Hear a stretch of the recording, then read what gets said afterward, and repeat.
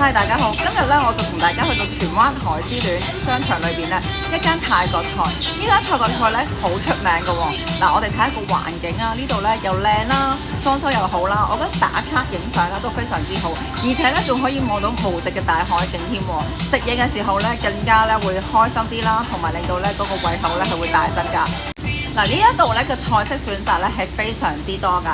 咁我今日咧就點咗一啲咧，我比較想試嘅嘢，例如咧係呢個魚露金不換浸花甲啦，仲有蝦醬雞翼啦，我覺得都好特別啊！蝦醬雞翼我就未食過啦，仲有椒鹽本地魷魚仔，同埋咧粉絲蝦煲，仲有啦，我咧就點咗呢個椒鹽大頭蝦，唔知係點樣嘅咧，而家我就有得試啦。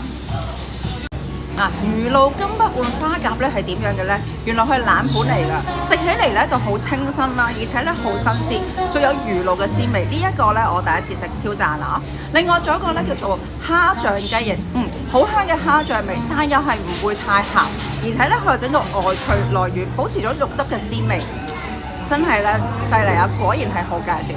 仲有呢一個咧椒鹽本地魷魚仔啊，食落去嘅時候咧，我都唔知係魷魚，佢好腍啦，同埋咧外邊好脆，裏邊咧保持到好新鮮嘅魷魚嗰個鮮味啊。仲有咧嗰個粉絲蝦煲啊，我都好欣賞，因為咧我好中意食粉絲嘅。咁粉絲咧就滲滿咗咧裏邊蝦膏啦，同埋蝦裏邊嘅精華，同埋佢裏邊嘅配料嘅醬汁。咁所以個粉絲咧都特別精彩。咁如果蝦咧非常之新鮮啦、實淨啦，同埋咧好香嘅蝦膏味，果然咧呢個咧係一個我都好中意食嘅。咁最後咧我亦都點咗咧呢個椒鹽嘅大頭蝦啦。咁因為咧我都比較中意食蝦多啲，同埋我又唔係好中意食辣嘅。咁啊呢一個椒鹽咧非常好啦，個椒鹽唔會好辣，又唔會太鹹。